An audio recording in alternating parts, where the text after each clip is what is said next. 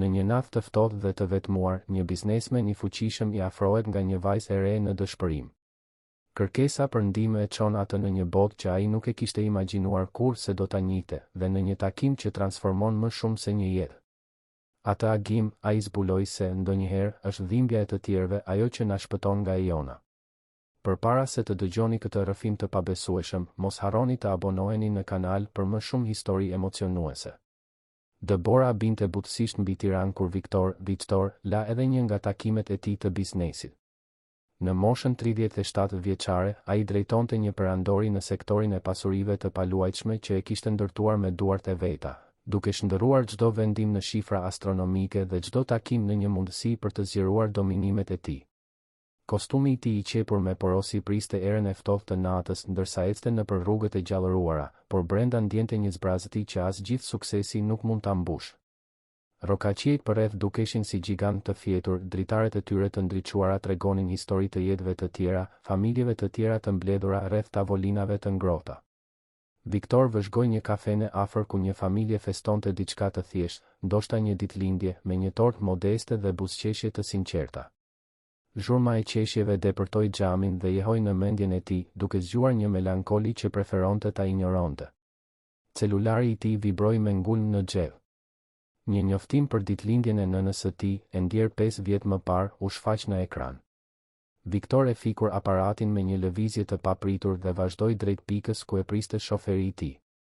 Ishte atëherë kur një zë hezitues, por i vendosur, preu qetësinë e natës. Zotëri, ju lutem, kam shumë nevojë për ndihmën tuaj. Viktor u kthye dhe pa një adoleshente rreth 17 vjeç që dridhej nga të ftohtit në një pallto të vjetër që qartazi kishte parë ditë më të mira. Fytyra e saj ishte e zbehtë nga të ftohtit, por sytë e saj blu shkëlqenin me një vendosmëri që kontrastonte me brishtësinë e saj të dukshme. Kishte diçka në atë vështrim që e bëri të ndalonte, diçka që e njohu, por nuk mund ta emërtonte. Nëna ime, ajo ka rënë pa ndjenja në shtëpi dhe nuk mund të zgjohet siç duhet, shpjegoi vajza e re me zërin e ndërprerë nga nervozizmi dhe të ftohtit. Ajo është shumë e nxehtë, por në të njëjtën kohë nuk përgjigjet kur i flas. Nuk di më çfarë të bëj. Viktor vëzhgoi vajzën më me vëmendje. Pavarësisht situatës dëshpëruese, kishte një pjekuri në gjestet e saj që nuk përputhej me moshën e saj. Ajo nuk qante, nuk lutej, thjesht i ekspozonte faktet me një qartësi që zbulonte se ishte mësuar të përballej me situata të vështira. Pse nuk thirrë një ambulancë? Pyeti Viktor, vërtet i interesuar. Adoleshentja uli shikimin për një moment. Nuk kemi sigurim shëndetësor, dhe kam frikë se do të vonohen shumë ose se do të kushtoj para që nuk i kemi. Nëna ime gjithmonë më ka thënë se nëse ndodh diçka dhe unë nuk di çfarë të bëj, duhet të kërkoj ndihmë nga dikush që duket i besueshëm. Diçka në sinqeritetin e atyre fjalëve preku Viktorin në një mënyrë që nuk e priste. Për vite, ai kishte ndërtuar mure rreth vetes, duke u mbrojtur nga kërkesat emocionale që vinin me marrëdhëniet e ngushta. Ai kishte fokusuar gjithë energjinë e tij në ndërtimin e perandorisë së tij, duke e bindur veten se suksesi financiar do të ishte i mjaftueshëm për të mbushur çdo zbrazëti. Si e ke emrin? Pyeti Viktor, duke befasuar veten me butësinë në zërin e tij. Kiara, ajo u përgjigj dhe për herë të parë shfaqi një buzëqeshje të ndrojtur. Po ju, zotëri? Viktor. Dhe nëna jote, si e ka emrin? Rose. Rosa Carmini, Rosa Carmen. Viktor tundi kokën dhe mori një vendim që do t'i ndryshonte jetën përgjithmonë. Do t'ju ndihmoj, Kiara. Do të shkojmë në shtëpinë tuaj të shohim si është nëna juaj, dhe nëse është e nevojshme, do ta çojmë në spital. Sytë e Kiarës u mbushën me lot lehtësimi. Faleminderit, zotëri Viktor. Unë vërtet nuk dija më çfarë të bëja. Ndërsa ecnin nëpër rrugët e Tiranës, Viktor vëzhgoi se si peizazhi ndryshonte gradualisht. Ndërtesat moderne dhe të ndriçuara mirë i lanë vendin ndërtimeve më të vjetra, disa qartazi kishin nevojë për rinovim. Debora vazhdonte të binte, duke krijuar një tapet të bardhë që zbute papërsosmëritë e trotuareve të thyera. Kiara ecte pranë tij me hapa të shpejtë, por Viktor vuri re se si ajo mbante qëndrimin drejt, sikur të kishte mësuar që herët se të tregonte dobësi nuk ishte një opsion. Kjo vëzhgim e intrigoi. Çfarë lloj jete kishte pasur kjo e re për të zhvilluar një rezistencë kaq të madhe emocionale në një moshë kaq të re? Sa kohë ka që nëna jote nuk ndihet mirë, pyeti Viktor ndërsa kalonin një rrugë më të gjallëruara. Disa ditë, u përgjigj Kiara duke tërhequr pallton më afër trupit. Ajo nuk donte të mungonte në punë sepse i duhen paratë. Punon si punonjëse shtëpie në disa shtëpi dhe gjithmonë thotë se nuk mund të zhgënjej njerëzit që i besojnë. Viktor tundi kokën duke filluar të kuptonte situatën. Rosa ishte qartazi një grua punëtore që i vendoste nevojat e të tjerëve para të sajave, diçka që ai e njihte dhe respektonte, edhe pse bota e tij ishte krejtësisht ndryshe. Më në fund mbërritën në një ndërtesë të vogël dhe modeste, me pamje pak të konsumuar nga koha, por që qëndronte në këmbë me dinjitet. Kiara e udhëhoqi atë në katin e dytë, ku hapi derën e një apartamenti që, pavarësisht se i vogël, ishte i pastër dhe i organizuar në mënyrë të përsosur. Viktor u impresionua nga kujdesi i dukshëm në çdo detaj. Kishte vizatime të ngjitura në mur, qartazi të bëra nga Kiara në vitet e mëparshme, një pemë e vogël krishtlindjesh e zbukuruar me dorë me ornamente të thjeshta por plot dashuri, dhe mbi tavolinën e kuzhinës, një grumbull i organizuar me kujdes i asaj që dukeshin si fatura dhe dokumente. Nën, solla ndihmë, tha Kiara butësisht, duke ju drejtuar një gruaje që shtrihej pa ndjenja në divan. Viktor ju afrua dhe menjëherë kuptoi se situata ishte serioze. Rosa ishte qartazi me temperaturë, merrte frym në mënyrë të çrregullt dhe kur ai i kontrolloi pulsin, ishte i shpejtë. Përvoja e tij e kufizuar në ndihmën e parë, e fituar në trajnime korporative të detyrueshme, ishte e mjaftueshme për të njohur se kishin nevojë për ndihmë mjekësore menjëherë. Kiara, do të thëras një ambulancë tani, tha Viktor, duke thirrur tashmë numrin e urgjencës. Nëna jote ka nevojë për kujdes mjekësor urgjent.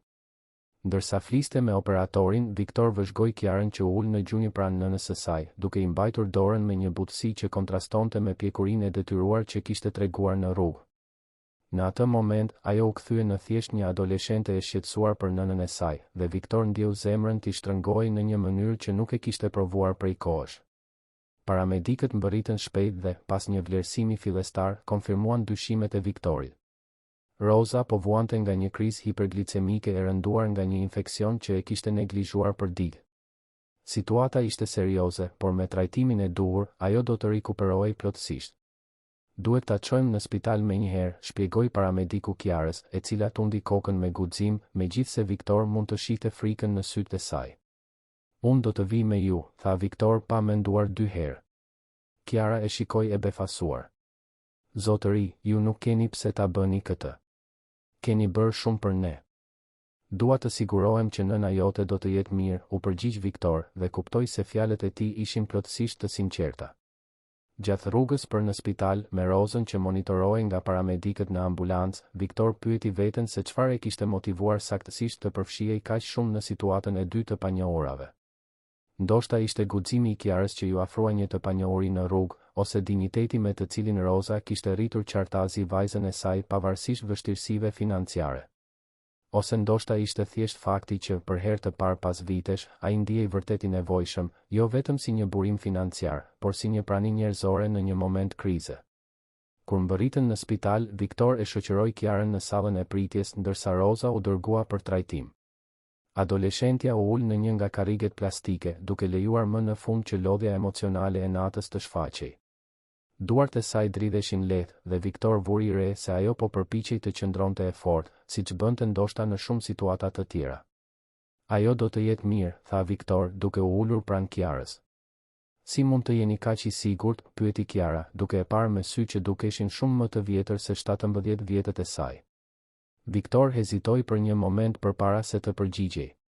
Sepse ajo ka një vajzë mjaft të guximshme për të dalë në dëbor dhe për të kërkuar ndihmë për të shpëtuar jetën e saj. Kjo nuk është pak, Kiara. Për një moment, maska e forcës që Kiara mbante u shpërb, dhe ajo lejoi që disa lotë të rëshisnin nëpër fytyrën e saj. Viktor, i shtyr nga një instinkt atëror që as nuk e dinte se e posedonte, i ofroi shpatullën e tij që ajo të qante shkurtimisht. Pas disa minutash, Kiara u largua, e turpëruar. Më falni. Është se nuk mund të shpërthej në shtëpi. Aty jam unë, ajo që duhet të jetë e fortë për të dyja. Këto fjalë jehojnë në mendjen e Viktorit për pjesën tjetër të natës, ndërsa prisnin lajme për Rozën, dhe ai filloi të kuptonte se kishte gjetur diçka që kërkonte pa e ditur, Një mundësi për të bërë një ndryshim në jetën e dikujt në një mënyrë që të i kalonte transaksionet financiare apo strategjitë e biznesit. Orët zvarriteshin në spital si një amshim i heshtur. Viktor qëndroi pranë Kiarës në sallën e pritjes, duke vëzhguar se si ajo alternonte midis momenteve të ankthit dhe periudhave të qetësisë së çuditshme. Kishte diçka te ajo e re që e magjepste, një forcë e brendshme që dukej jo proporcionale me moshën dhe rrethanat e saj. Ishte pothuajse në agim kur një mjeke më në fund ju afrua atyre. Ishte një grua në të 40-tat, me pamje të lodhur por të sjellshme, e cila mbante në fytyrën e saj shprehjen e dikujt të mësuar të jepte lajme, si të mira ashtu edhe të këqija. Ju jeni këtu për zonjën Rosa Carmini? Pyeti doktoresha, duke konsultuar dërrasën e saj. Po, Kiara u ngrit menjëherë, e ndjekur nga Viktor. Si është ajo? Nëna juaj pati një krizë të rëndë hiperglicemike, e komplikuar nga një infeksion që ajo e la pa trajtim për disa ditë. A është diabetike? Pyeti mjekja Kiarën. Po, por. Kiara hezitoi, duke parë shpejt Viktorin përpara se të vazhdonte. Ndonjëherë ajo nuk i merr ilaçet siç duhet sepse janë të shtrenjta dhe kur parat janë pak. Mjekja tundi kokën me mirëkuptim, qartazi e njohur me këtë lloj situate. Kuptoj. E po, arritëm ta stabilizojmë gjendjen e saj. Ajo është në vetdije tani dhe kërkoi t'ju shite. Megjithatë, do t'i duhet të qëndrojë e shtruar për disa ditë në mënyrë që të mund të monitorojmë nivelet e saj të sheqerit dhe të trajtojmë plotësisht infeksionin. Lehtësimi në fytyrën e Kiarës ishte i dukshëm dhe Viktor ndjeu gjithashtu një ndjenjë të çuditshme lehtësimi, sikur Rosa të ishte dikush i rëndësishëm për të prej vitesh. Mund ta shoh? Pyeti Kiara. Sigurisht, por vetëm familjarët mund të hyjnë tani. Dhe ju, zotëri? Mjekja shikoi Viktorin pyetëse. Viktor. Unë jam ndihmova të sillja Rozën këtu, shpjegoi ai, duke kuptuar se nuk kishte saktësisht një përkufizim për rolin e tij në atë situatë. Mjekja tundi kokën. Mirë që ajo pati ndihmë. Situata të tilla mund të jenë fatale nëse nuk trajtohen shpejt. Ndërsa Kiara shkonte të shite nënën e saj, Viktor qëndroi në sallën e pritjes, duke reflektuar mbi ngjarjet e natës. Brenda pak orësh, jeta e tij e rregullt dhe e parashikueshme kishte marrë një drejtim krejtësisht të papritur. Nuk mundi të ndalonte së menduari për guximin e Kiarës, dinjitetin e Rozës dhe se si të dyja kishin përballuar vështirësitë e tyre pa humbur shpresën apo mirësinë. Kur Kiara u kthye, sytë e saj ishin të skuqur, por ajo buzëqeshte. Ajo është mirë. E dobët, por mirë. Ajo dëshiron të njohë zotërinë që më ndihmoi, tha Kiara, duke u dukur pak e ndrojtur. Dëshironi të flisni me të? Viktor tundi kokën, kurioz të njihte gruan që kishte rritur një të re kaq mbresëlënëse. Rosa ishte e zbeth kundër çarçafëve të bardhë të spitalit, por sytë e saj kishin të njëjtin shkëlqim të vendosur si të vajzës së saj. Kur Viktor hyri në dhomë, ajo u përpoq të ulej më mirë në shtrat. Ju duhet të jeni Viktor, tha Rosa me një zë ende të dobët, por të ngrohtë. Kiara më tregoi çfarë bëte. Nuk di si t'ju falenderoj. Nuk keni pse të falenderoni. Çdo njeri do të bënte të njëjtën gjë, u përgjigj Viktor, megjithse e dinte se kjo nuk ishte domosdoshmërisht e vërtetë. Rosa buzëqeshi trishtueshëm. Do të habiteshit me sa njerëz kaluan pranë Kiarës në rrugë përpara se ajo t'ju gjente ju. Kjo zbulim e goditi Viktorin si një grusht në stomak. Të imagjinonte Kiarën duke u injoruar nga njerëz të tjerë ndërsa ajo kërkonte dëshpërimisht ndihmë e la thellësisht të shqetësuar. Nën, ndërhyri Kiara, qartazi e turpëruar. Jo, e dashur. Është e rëndësishme që ai ta di. Viktor, ti jo vetëm që ndihmove një adoleshente të dëshpëruar mbrëm. Ti na riktheve besimin te mirësia e njerëzve. Viktor mbeti pa fjalë për një moment. Kishte kaluar kaq shumë kohë i fokusuar në suksesin e tij profesional, saqë kishte harruar sa i thjeshtë dhe i fuqishëm ishte akti i ndihmës ndaj një qenie tjetër njerëzore pa pritur asgjë në këmbim. Si jetoni? Pyeti Viktor, kurioz për rrethanat që kishin formuar atë familje të vogël. Rosa shkëmbeu një vështrim me Kiarën përpara se të përgjigjej. Unë punoj si punonjëse shtëpie. Kam disa shtëpi fikse ku shkoj rregullisht. Kiara studion dhe më ndihmon kur mundet, por unë insistoj që ajo të fokusohet në studime. Ajo është shumë inteligjente dhe ka potencial të shkojë shumë larg. Po babai i Kiarës? Pyeti Viktor butësisht. Heshtja që pasoi ishte elokuent. Rosa thjesht tundi kokën. Jemi vetëm ne të dyja që kur ajo ishte 5 vjeç. Dhe gjithmonë ka qenë e mjaftueshme. Viktor admiroi forcën e asaj gruaje. Të rrisësh një vajzë vetëm, të punosh në punë të shumta, të përballesh me probleme shëndetësore dhe prapse prap të arrish të ruash dinjitetin dhe të rrisësh një të re aq të jashtëzakonshme si Kiara. Ku jetoni? Pyeti Viktor. Në një apartament të vogël në qendër. Nuk është shumë, por është shtëpia jon, u përgjigj Roza me krenari. Viktor tundi kokën, por një ide filloi të formohej në mendjen e tij. Përpara se ta zhvillonte plotësisht, një infermiere hyri në dhomë. Më falni, por orari i vizitave ka mbaruar. Pacientja ka nevojë të pushojë. Viktor dhe Kiara u përshëndetën me Rozën, duke premtuar se do të ktheheshin ditën tjetër. Jashtë spitalit, mëngjesi ishte tashmë i qartë. Debora kishte ndaluar së rënë gjatë natës, duke lënë qytetin të mbuluar nga një mbulesë e bardhë që reflektonte dritën e diellit në agim. Kiara, ku do të qëndroni ndërsa nëna jote është në spital? Pyeti Viktor, duke kuptuar se ajo ishte minorene dhe nuk mund të qëndronte vetëm. Në shtëpi. Kujdesem për veten prej kohësh, u përgjigj Kiara, duke u përpjekur të tingëllonte më e sigurt nga sa ndihej qartasi. Viktor tundi kokën. Nuk mund të qëndrosh vetëm. Ti je minorene. Po sikur të ndodh ndonjë urgjencë? Nuk kam të afërm të ngushtë. Jemi vetëm unë dhe nëna ime, pranoi Kiara, duke treguar më në fund cenueshmërinë e saj. Në atë moment, Viktor mori një vendim që do t'i ndryshonte jetët e tyre përgjithmonë. Ti do të qëndrosh me mua. Kiara e shikoi e befasuar. Zotëri Viktor, unë nuk mundem. Sigurisht që mundesh. Kam një shtëpi të madhe, disa dhoma bosh, dhe ti nuk duhet të qëndrosh vetëm. Përveç kësaj, Viktor buzëqeshi për herë të parë pas shumë kohësh, mendoi se do të ishte mirë të kisha shoqëri. Por po sikur njerëzit të mendojnë gjëra të gabuara. Një burr beqar që merr një adoleshente në shtëpi. Viktor tashmë kishte menduar për këtë. Atëherë do t'i bëjmë të gjitha siç duhet. Do të flasim me shërbimin social të spitalit, do të shpjegojmë situatën dhe do të sigurohemi që gjithçka të bëhet sipas ligjit. E rëndësishme është që ti të jesh e sigurt. Kiara heshti për disa momente, qartazi duke përpunuar ofertën. Viktor mund të shihte konfliktin në sytë e saj, luftën midis nevojës praktike dhe krenarisë që kishte trashëguar nga nëna e saj. Pse po e bëni këtë? Pyeti Kiara më në fund. Ju as nuk më njihni. Viktor mendoi me kujdes përpara se të përgjigjej. E di, Kiara, unë kam kaluar vitet e fundit duke ndërtuar një perandori biznesi, duke grumbulluar sukses dhe para. Por mbrëm, kur ti më kërkove ndihmë, ishte hera e parë pas shumë kohësh që unë ndjeva vërtet i dobishëm. Jo si një biznesmen apo një investitor, por si një qenie njerëzore. Ndoshta unë kam nevojë për këtë, po aq sa ti ke nevojë për një vend të sigurt për të qëndruar. Kjo ndershmëri preku Kiarën në një mënyrë që ajo nuk e priste. Kishte diçka në sinqeritetin e Viktorit që e bënte të besonte tek ai instinktivisht.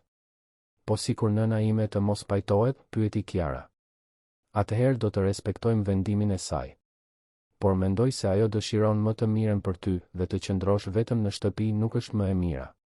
Kiara tundi kokën ngadalë. Në rregull. Por me një kusht. Cili? Dua të kontribuoj në ndonjë mënyrë.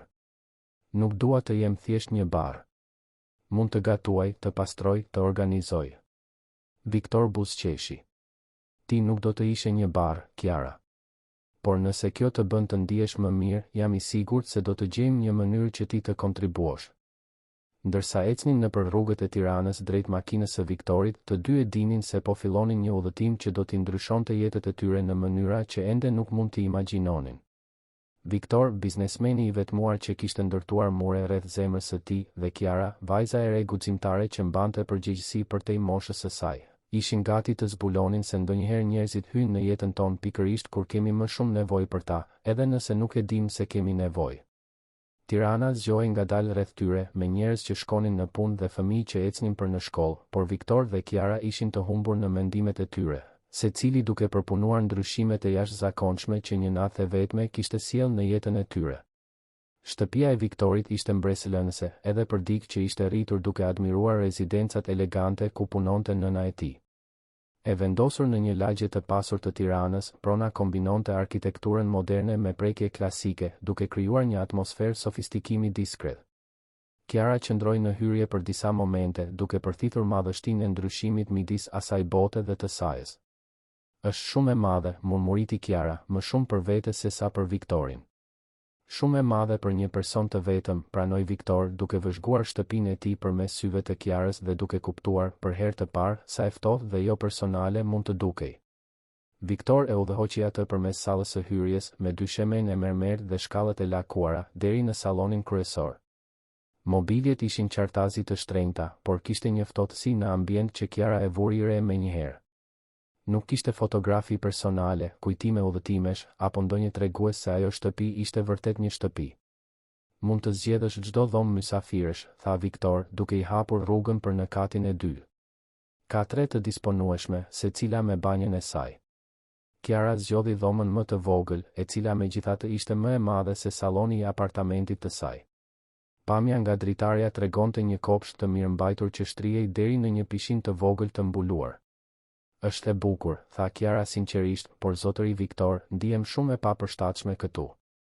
Shtëpia juaj është e mrekullueshme, por nuk duket si shtëpi, Viktor përfundoi fjalinë e saj. Ke të drejtë. Unë kur nuk jam shqetësuar vërtet ta bëj atë mikpritse.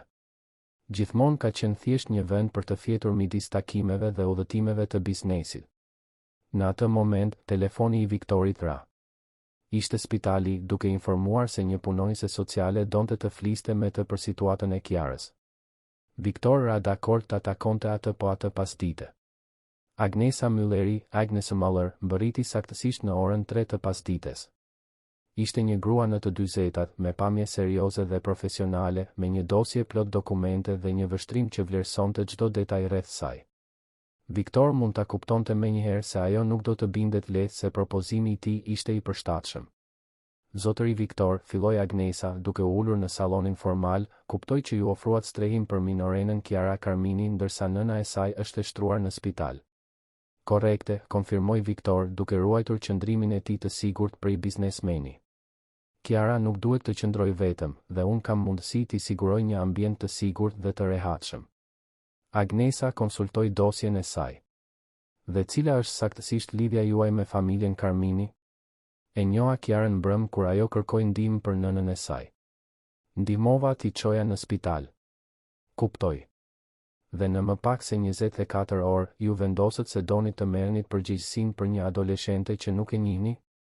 Mënyra si Agnesa e formuloi pyetjen e bëri të qartë se ajo e konsideronte situatën të dyshim. Viktor ndjeu një acarim në rritje, por ruajti qetësinë. Zonja Mülleri, unë jam një biznesmen I suksesshëm me një reputacion të patëmet në këtë qytet. Kam burimet dhe vullnetin për të siguruar që Kiara të jetë e sigurt dhe e kujdesur mirë. Nuk shoh se cili është problemi. Problemi, zotëri Viktor, është se kjo nuk është një transakcion komercial. Ne po flasim për mirëqenien e një minoreneje të cenueshme. Çfarë garancie mund të kem që qëllimet tuaja janë thjesht altruiste? Kiara, e cila kishte qëndruar e heshtur deri në atë moment, më në fund foli. Mund të them diçka? Ajo ju drejtua drejt për drejt Agnesës. Zonja Mülleri, unë e di që ju thjesht po bëni punën tuaj, por zotëri Viktor I shpëtoi jetën nënës sime. Ai nuk më njeh, nuk na detyrohet asgjë, dhe prapse prap është I gatshëm të më ndihmojë.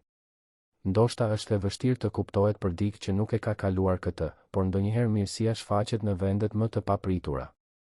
Agnesa vëzhgoi Kiarën me vëmendje. Dhe ju ndiheni e sigurt këtu? Plotësisht, u përgjigj Kiara pa hezitim. Edhe ashtu, vazhdoi Agnesa, do të na duhet të vendosim disa kushte.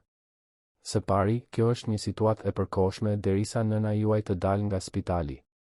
Së dyti, do të ketë vizita të rregullta monitoruese. Së treti, çdo ndryshim në situatë duhet të komunikohet menjëherë departamentit ton.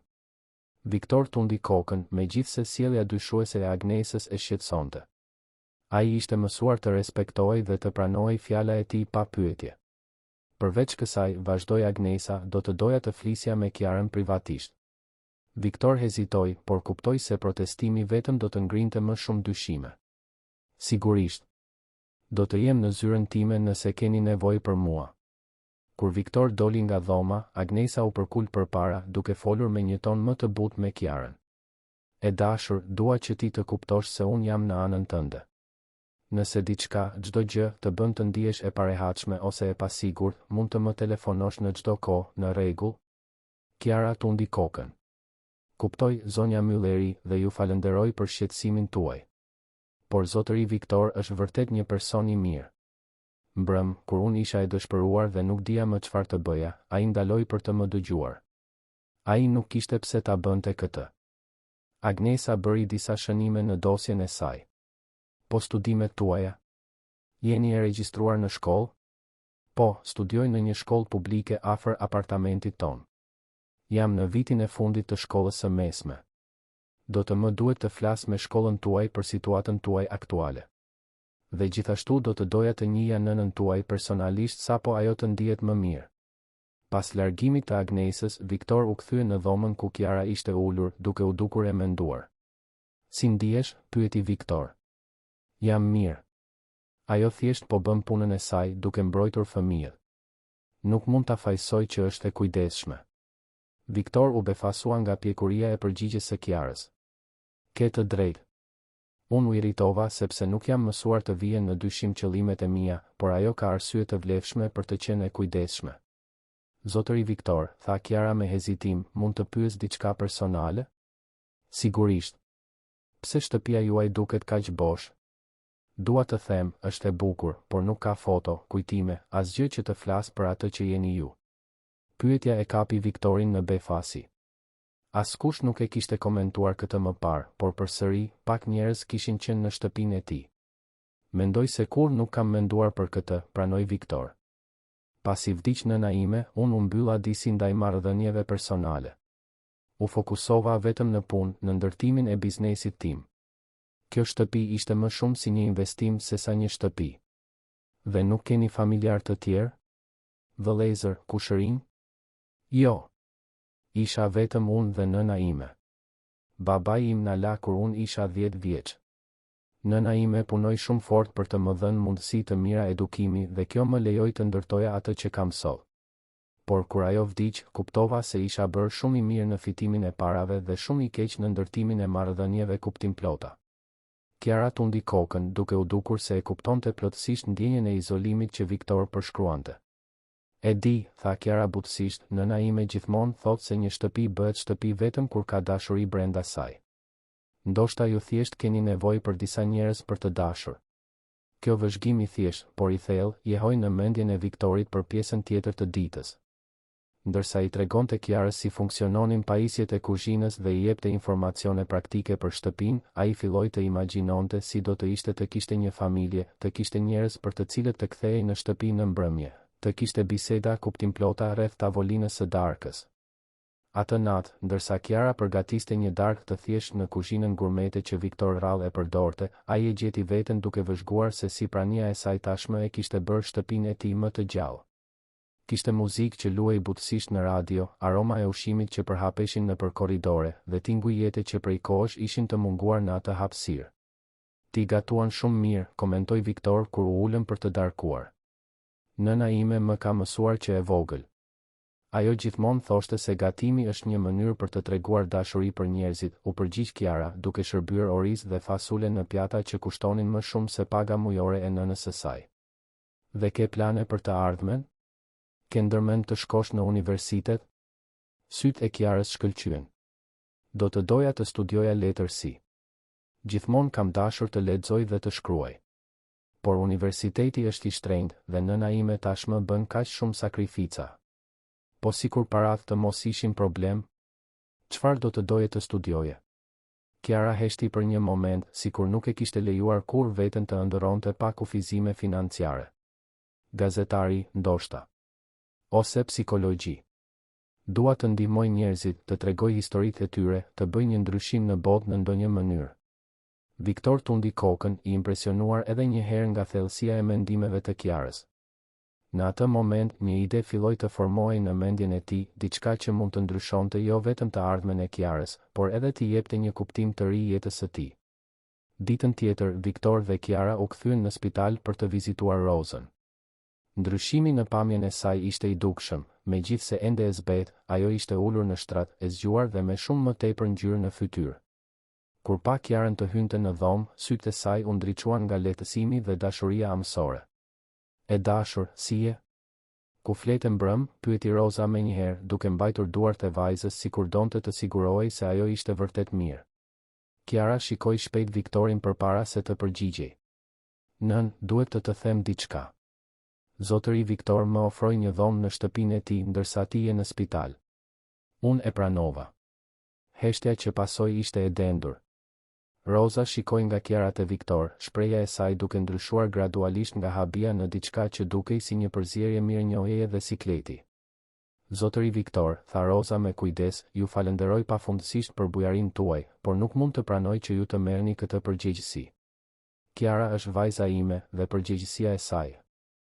Nën, ndërhyri Kiara butësisht, ti je në spital. Unë nuk mund të rija vetëm në shtëpi. Zotëri Viktor thjesht po më ndihmon përkohësisht. Viktor, duke kuptuar tensionin në situatë, vendosi të ndërhynte. Zonja Roza, e kuptoj plotësisht shqetësimin tuaj. Po të isha baba, do të ndjehesha saktësisht njësoj. Por dua që të dini se Kiara është plotësisht e sigurt dhe tashmë kam folur me shërbimin social për të siguruar që gjithçka të bëhet siç duhet. Roza studioi Viktorin për disa momente, qartazi duke u përpjekur të vlerësonte qëllimet e tij të vërteta. Dhe çfarë fitoni ju me këtë? Sipas përvojës sime, kur diçka duket shumë e mirë për të qenë e vërtetë, zakonisht ashtu është. Ndershmëria e papërpunuar e pyetjes e befasoi Viktorin. Ai kishte parashikuar mirënjohje, ndoshta edhe lot lehtësimi, por jo këtë skepticizëm të drejtë për drejtë. Është një pyetje e drejtë, pranoi Viktor.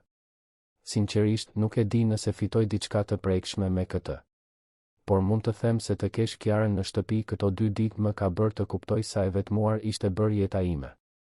Ndoshta unë kam nevojë për këtë përvojë, po aq sa ju keni nevojë për ndihmën. Roza vëzhgoi ndërveprimin midis Viktorit dhe Kiarës, duke vënë re se sa të rehatshëm dukeshin me njëri tjetrin, se si kishte një kimi natyrale mes tyre që sugjeronte se nuk ishin më plotësisht të panjohur. Kiara, tha Roza, duke ju drejtuar vajzës, ti ndihesh e sigurt me të? Plotësisht, nën.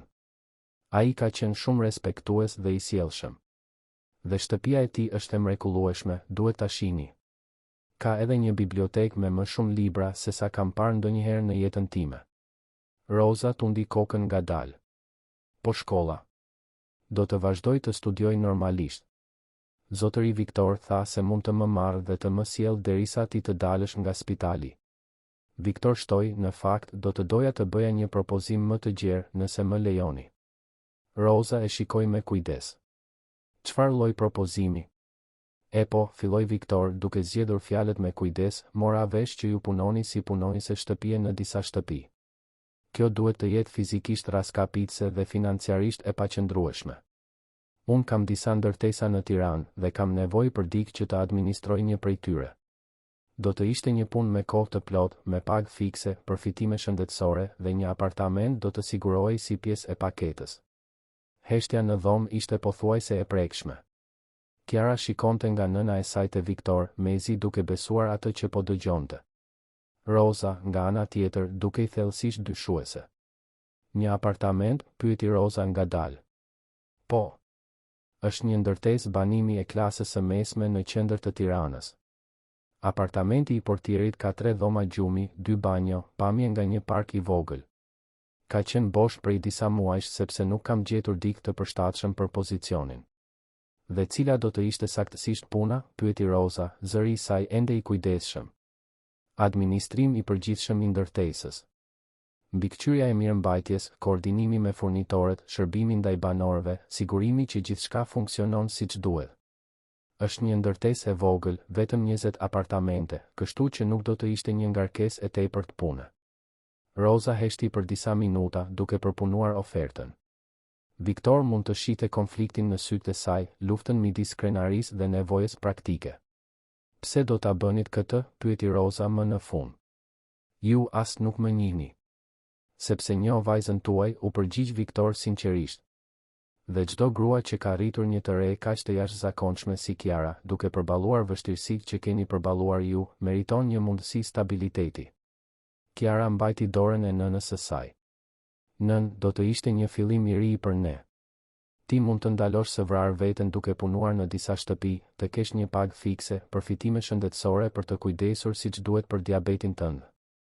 Dhe çfarë mendoni se do të thonë njerëzit, pyeti Roza, zëri i saj duke zbuluar shqetësimet e saj më të thella. Një burr i pasur që ndihmon një familje të varfër do të mendojnë se ka diçka të dyshimtë, se po përpiqemi të përfitojmë nga ai, ose më keq. Viktor kuptoi menjëherë shqetësimin e Rozës. Në një shoqëri ku ndryshimi i klasave ishte kaq i theksuar, gjestet e bujarisë së sinqertë shpesh interpretoheshin me cinizëm. Zonja Roza, tha Viktor butësisht, kuptoj shqetësimet tuaja. Por e vetmja opinion që duhet të ketë rëndësi është i juaj dhe i Kiarës. Unë nuk po ofroj bamirësi. Po ofroj punë të ndershme për një person punëtor. Ju do të administronit ndërtesën, unë do të paguaja një pagë të drejtë, fundi i historisë. Por ju mendoni se unë mund të pranoj një propozim të tillë nga dikush që e njoha 2 ditë më parë, pyeti Roza, ende duke luftuar me situatën. Ishte Kiara ajo që u përgjigj. Nën, ti gjithmonë më ke mësuar se kur hapet një derë, duhet të kemi guximin ta kalojmë. Ndoshta kjo është dera jonë. Roza shikoi vajzën duke parë shpresën në sytë e saj dhe pastaj Viktorin duke u përpjekur të dallonte çdo shenjë falsiteti apo motivi të fshehur. Ajo që pa ishte një burr që duke i vërtet i investuar në mirëqenien e tyre, edhe nëse ajo nuk mund ta kuptonte plotësisht pse. Do të doja ta shija apartamentin përpara se të vendosja diçka, tha Roza më në fund. Sigurisht, ra dakord Viktor menjëherë. Sa po të dalësh nga spitali, mund të shkojmë të shohim vendin. Nëse nuk të pëlqen, nuk ka asnjë presion. Në atë moment, mjekja hyri në dhomë për të ekzaminuar Rozën. Pasi kontrolloi shenjat vitale dhe bëri disa pyetje se si ndihej, doktoresha buzëqeshi. Lajme të shkëlqyera. Nëse gjithçka vazhdon të përmirësohet kështu, mund të dilni nga spitali nesër ose pas nesër. Seriozisht, pyeti Kiara, e emocionuar. Po, por me disa kushte, paralajmëroi mjekja. Ju do të duhet të ndiqni rreptësisht regjimin e medikamenteve, të bëni kontrolle të rregullta dhe të shmangni stresin e tepërt. Vajza juaj përmendi se ju punoni në disa shtëpi si ditore. Kjo mund të jetë shumë stresuese dhe fizikisht kërkuese për dikë me diabet. Roza shikoi në mënyrë domethënëse Viktorin dhe Kiarën. Përshkrimi mjekësor dukej se po vërtetonte pikërisht atë që ata kishin diskutuar. Pas largimit të mjekes, të tre qëndruan në një qetësi kontemplative. E di, tha Roza më në fund, 5 vjet më parë, kur baba i Kiarës na la, mendova se bota kishte marrë fund. Kisha një vajzë të vogël për të rritur, asnjë edukim formal të rëndësishëm dhe asnjë rrjet mbështetjeje. Por arritëm të mbjetonim, madje të lulëzonim në mënyrën tonë. Mësova t'u besoj instinkteve të mia për njerëzit. Ajo shikoi drejt për drejt Viktorin. Instinktet e mia më thonë se ju jeni një person i mirë. Nuk e di pse po e bëni këtë, dhe ndoshta kur nuk do ta kuptoj plotësisht, por vajza ime ju beson dhe unë i besoj gjykimit të saj. Atëherë, filloi Viktor me hezitim. Do ta shoh apartamentin. Nëse më pëlqen dhe nëse puna është vërtet ajo që ju përshkruat, atëherë ndoshta mund të provojmë. Kiara mbajti duart e nënës së saj me lot lehtësimi në sy. Nën, kjo do të ndryshojë jetën tonë. Shpresojmë, e dashur. Shpresojmë. Viktor ndjeu një emocion të çuditshëm që po formohej në gjoksin e tij. Për vite, sukseset e tij ishin matur në shifra dhe blerje. Por duke parë shpresën në fytyrën e Kiarës dhe kujdesin shpresëdhënës të Rozës, ai kuptoi se ndoshta ishte gati të përjetonte një lloj suksesi krejtësisht të ndryshëm, një që nuk mund të kuantifikohej në raporte financiare, por që mund të mbush zbrazëtin në shpirtin e tij që as gjithë paratë e botës nuk kishin arritur ta preknin. Kur dolën nga spitali atë pasdite, Viktor e gjeti veten duke parë Kiarën në një mënyrë tjetër. Jo më si një adoleshente në nevojë që ai po ndihmonte me impuls, por si dikush që ishte bërë e rëndësishme për të në një mënyrë që ai ende po përpiqej ta kuptonte. Dhe për herë të parë pas vitesh, ai ndihej i etur për të shkuar në shtëpi, sepse e dinte se nuk do të shkonte në një shtëpi bosh. 3 ditë më vonë, Roza më në fund doli nga spitali. Viktor kishte këmbëngulur ta merrte personalisht duke ngarë makinën drejt spitalit në një mëngjes me diell që kontrastonte bukur me dëborën që ende mbulonte disa zona me hije të Tiranës. Kur mbërritën në ndërtesën që Viktor kishte përmendur, si Roza ashtu edhe Kiara u impresionuan. Ishte një ndërtesë e klasës së mesme, e mirëmbajtur, me një hyrje elegante por jo ekstravagante. Vendodhja ishte e shkëlqyer në një rrugë të qetë por afër tregtisë dhe transportit publik. "Është kjo?" pyeti Roza, duke ngritur kokën për të numëruar katet. "Po. A do ta shohim apartamentin?" u përgjigj Viktor, duke vënë re shprehjen me kujdes neutrale të Rozës, sikur ajo po përgatitej për ndonjë zhgënjim. Apartamenti I befasoi plotësisht. Ishin 3 dhoma gjumi të bollshme, 2 banjo të plota, një sallon I madh me pamje nga një park I vogël dhe një kuzhinë më e madhe se e gjithë sipërfaqja e apartamentit ku jetonin më parë. Drita natyrale hynte me bollëk përmes dritareve të mëdha dhe kishte një zyrë të vogël që mund të shërbente si për punë administrative ashtu edhe si vend studimi për Kiarën. "Nën," pëshpëriti Kiara, mezi duke besuar atë që po shihte, "shiko sa e madhe është dhoma ime, ajo që mund të ishte dhoma ime." Roza ecte ngadalë nëpër apartament, duke prekur muret sikur donte të sigurohej se nuk po ndëronte. Viktor vëzhgonte reagimet e saj me vëmendje, duke kuptuar se si ajo luftonte midis shpresës dhe frikës se diçka kaq e mirë mund të ishte e vërtetë. "Dhe cila do të ishte saktësisht puna ime?" pyeti Roza, duke u ulur me kujdes në divanin e sallonit. Viktor nxori një dosje që kishte sjell. "Këtu është një përshkrim I detajuar I përgjegjësive. Në thelb, ju do të ishit administratorja e ndërtesës. Koordinimi I riparimeve të vogla, zgjidhja e çështjeve midis banorëve, mbikëqyrja e pastërtisë së zonave të përbashkëta, menaxhimi me furnitorët dhe mbajtja e regjistrave bazë." "Po banorët aktual? Si do të ndiheshin ata nëse dikush si unë do të administronte ndërtesën?" pyeti Roza, duke zbuluar pasiguritë e saj për klasën sociale. "Banorët janë profesionistë të klasës së mesme. Mësues, infermier, në punës publik, sipërmarrës të vegjël. Janë njerëz punëtor, si ju. Në fakt, mendoj se ata do të identifikoheshin me dikë që kupton vlerën e punës së palodhur." Roza studioi dokumentet me kujdes. Paga e ofruar ishte më shumë se sa ajo fitonte duke punuar në disa shtëpi, dhe përfitimet përfshinin sigurim shëndetësor të plotë, diçka që ajo nuk e kishte pasur kurrë. "Mund të pyes për apartamentin e mëparshëm të portierit?" "Pse u largua?" Viktor hezitoi për një moment. "Në fakt, nuk kam pasur kurrë një portier që jetonte këtu. Gjithmonë kam kontraktuar një kompani administrimi, por ata kurrë nuk ofruan shërbimin personal që unë mendoja se banorët meritonin. Kur ju njoha, kuptova se ndoshta ishte koha të provoja një qasje më njerëzore." Kjo pranim e bëri Rozën ta shikonte me një shprehje tjetër. "Pra, ju po krijoni këtë punë posaçërisht për mua?" "Unë po krijoj një punë që duhet bërë dhe po e ofroj për dikë që I besoj se do ta bëjë mirë," korrigjoi Viktor butësisht. Kiara, e cila kishte eksploruar apartamentin, u kthye në sallon me syt që I shkëlqenin. "Nën, ka një bibliotekë të vogël në dhomën që do të ishte e imja, dhe nga dritarja e kuzhinës mund të shihet një shkollë. Një shkollë private shumë e mirë, nga sa pash." Viktor buzëqeshi. "Në fakt, doja të flisja për këtë. Kiara është në vitin e fundit të shkollës së mesme, apo jo? Kjo shkollë private ka një program të shkëlqyer përgatitjeje për universitet. Nëse ju zhvendoseni këtu, unë do të doja të ofroja një bursë që Kiara të mund të përfundoj studimet atje." Roza u ngrit papritur, qartazi e shqetësuar. "Zotëri Viktor, kjo është shumë. Apartament, punë dhe tani shkollë private? Pse po I bëni të gjitha këto?" Intensiteti I pyetjes e kapi Viktorin në befasi.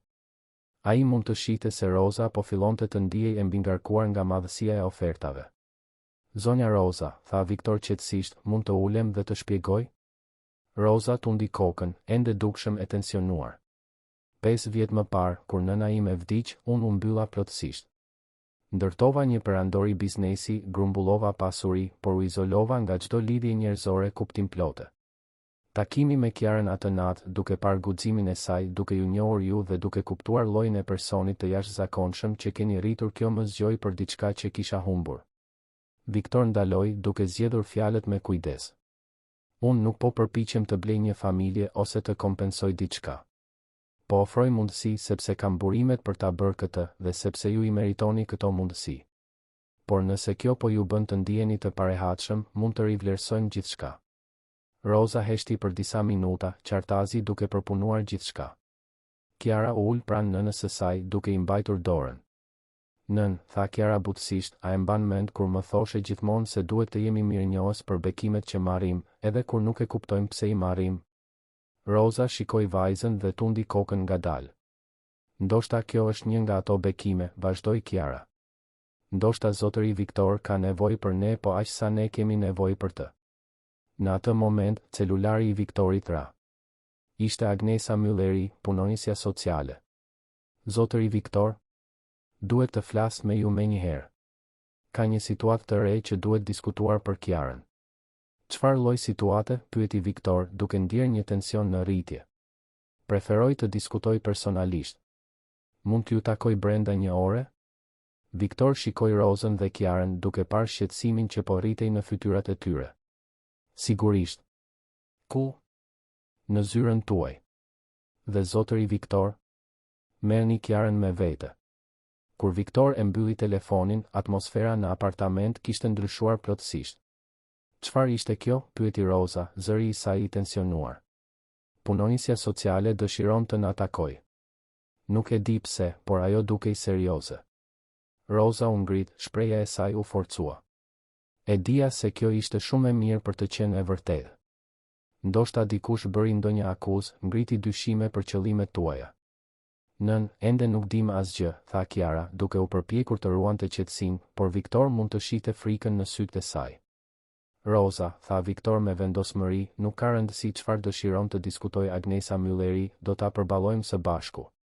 Unë nuk bëra asgjë të gabuar, ti nuk bëre asgjë të gabuar, dhe Kiara sigurisht nuk bëri asgjë të gabuar. Çfarëdo qoftë, do ta zgjidhim. Ndërsa dilnin nga apartamenti dhe shkonin drejt zyrës së Viktorit, të tre ishin të humbur në mendimet e tyre. Roza pyeste veten nëse kishte të drejtë t'i besonte Viktorit, apo nëse kishte qenë naive duke besuar se diçka kaq e mirë mund t'u ndodhte atyre. Kiara ishte e shqetësuar se jeta e re që kishte filluar të imagjinonte mund të shpërbëhej para se të fillonte. Dhe Viktor ishte I vendosur të mbronte atë familje që ishte bërë papritur e rëndësishme për të, pavarësisht se çfarë do të gjenin në zyrën e Agnesës. Zyra e Viktorit ishte mbresëlënëse, duke zënë katin e fundit të një ndërtese moderne tregtare me pamje panoramike të Tiranës. Kur Agnesa mbërriti, ajo kishte me vete një person tjetër, një grua më të moshuar me një shprehje të rrept që u prezantua si Ana Sallani, Ana Sallen, mbikëqyrëse e departamentit të mbrojtjes së fëmijëve. Zotëri Viktor, filloi Ana pa asnjë hyrje, kemi marrë një denoncim anonim për situatën e Kiarës. Dikush pretendoi se mund të ketë motive të papërshtatshme në vendimin tuaj për të strehuar një adoleshente. Heshtja që pasoi ishte e tensionuar. Viktor ndjeu zemërimin e tij që rritej, por e detyroi veten të ruante qetësinë. Dhe çfarë lloj motivesh të papërshtatshme u sugjeruan? Pyeti Viktor, zëri I tij I kontrolluar me kujdes. Denoncimi sugjeron se ju mund të po përpiqeni të blini aksesin të një minorene përmes ofertave financiare të tepërta ndaj familjes së saj. Roza u ngrit papritur. Kjo është qesharake. Ky njeri na shpëtoi jetën. Zonja Carmini, tha Ana ftohtë, kuptoj që jeni mirënjohëse, por puna jonë është të mbrojmë interesin më të lartë të fëmijës, pavarësisht ndjenjave personale. Kiara, e cila kishte qëndruar e heshtur deri në atë moment, më në fund foli. Mund të them diçka? Ajo ju drejtua drejt për drejt Anës. Unë jam 17 vjeç, nuk jam një fëmijë e vogël. E di saktësisht se çfarë po ndodh këtu. Zotëri Viktor asnjëherë nuk më ka bërë të ndihem e parehatshme apo e pasigurt. Ai ka qenë respektues, I sjellshëm dhe vërtet I shqetësuar për mirëqenien tonë. Ana vëzhgoi Kiarën me vëmendje. Dhe ju nuk mendoni se është e dyshim që një burr I pasur që sapo keni njohur po I ofron kaq shumë gjëra familjes suaj? Mendoj se është e jashtëzakonshme, u përgjigj Kiara pa hezitim. Por jo e dyshim. Ndonjëherë njerëzit e mirë bëjnë gjëra të mira. Ndoshta është e vështirë ta besosh këtë në një botë ku presim gjithmonë më të keqen nga njerëzit, por ende ekzistojnë njerëz vërtet altruist. Viktor vëzhgoi Kiarën që e mbronte atë dhe familjen e tij me një elokuencë dhe pjekuri që ishte mbresëlënëse për dikë të moshës së saj. Në atë moment, ai e dinte me siguri absolute se do të bënte gjithçka për të mbrojtur këtë të re të jashtëzakonshme dhe nënën e saj po aq mbresëlënëse. Ana Salani shfletoi dosjen e saj për disa momente, qartazi duke u përpjekur të vendoste se si të vepronte përballë mbrojtjes së artikuluar të Kiarës. Agnesa, e cila kishte qëndruar relativisht e qetë, më në fund ndërhyri. Ana, kam punuar me këtë familje ditët e fundit dhe mund të dëshmoj se nuk kam parë asnjë sjellje të papërshtatshme nga ana e zotëri Viktorit. Në fakt, ai ka qenë shembullor në ndjekjen e të gjitha protokolleve. Ana shikoi Agnesën me një acarim të lehtë. Agnesa, është bërë një denoncim dhe ne kemi detyrimin ta hetojmë atë plotësisht. Nuk mund ta injorojmë thjesht sepse situata duket e përshtatshme në sipërfaqe. Dhe kush e bëri këtë denoncim, pyeti Viktor, durimi I tij më në fund po mbaronte. Kam të drejtë të di kush po bën akuza kundër karakterit tim. Denoncimet anonime mbrohen nga konfidencialiteti, u përgjigj Ana me ngurtësi. Por nuk janë domosdoshmërisht të vërteta, ndërhyri Roza, zëri I saj plot zhgënjim. Çdo person mund të telefonojë dhe të bëjë një akuzë të rreme kundër dikujt? Në atë moment, sekretarja e Viktorit trokiti në derë dhe hyri me hezitim. Zotëri Viktor, më falni që ndërpres, por ka një person në recepcion që thotë se duhet të flas me ju urgjentisht për Kiara Karminin. Të gjithë në zyrë shkëmbyen vështrime të shqetësuara. Kush është? Pyeti Viktor. Një burr që u identifikua si Marko Ollini, Marko Ollins. Ai thotë se është babai I Kiarës. Heshtja që pasoi ishte shurdhuese. Kiara u zbe menjëherë dhe Roza u trondi dukshëm. Viktor ndjeu sikur toka ishte zhdukur nën këmbët e tij. Babai im, përshpëriti Kiara, zëri I saj pothuajse I padëgjueshëm. Por ai na braktisi më shumë se 10 vjet më parë. Roza u ngrit, duart e saj dridheshin. Ai nuk mund të jetë këtu. Ai nuk ka të drejtë. Ana Salani papritur dukej shumë më interesuar për situatën. Interesante.